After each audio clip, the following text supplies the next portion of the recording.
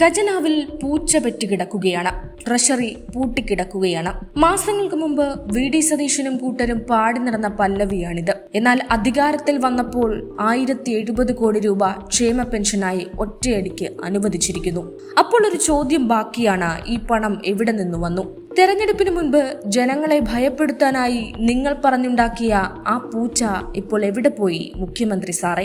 ഖജനാവ് കാലിയാണെന്ന് വരുത്തി തീർത്ത് കഴിഞ്ഞ സർക്കാരിനെ മോശക്കാരാക്കാൻ നിങ്ങൾ കളിച്ച നാടകം ഇപ്പോൾ പൊളിഞ്ഞു വീണിരിക്കുകയാണ്.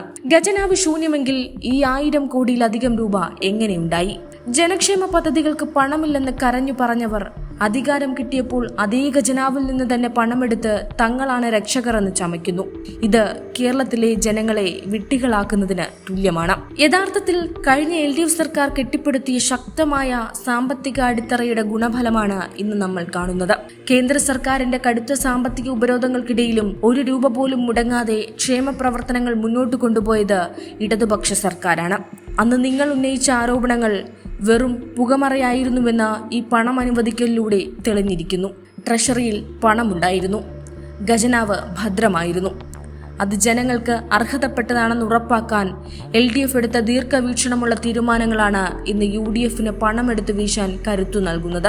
അധികാരത്തിലേറാൻ വേണ്ടി കള്ളപ്രചാരണങ്ങൾ നടത്താം, പക്ഷേ കണക്കുകൾ കള്ളം പറയില്ല. LDF സർക്കാർ കരുതിവെച്ച വിഭവങ്ങൾ ഉപയോഗിച്ച് ഇപ്പോൾ മേനി നടിക്കുന്നവർ ഒരു കാര്യം ഓർക്കുക: കേരളത്തിലെ ജനങ്ങൾക്ക് എല്ലാം മനസ്സിലാകുന്നുണ്ട്. നിങ്ങൾ പറഞ്ഞ ആ പൂച്ച സത്യത്തിൽ നിങ്ങളെ തന്നെ തിരിഞ്ഞു കൊത്തുകയാണ്.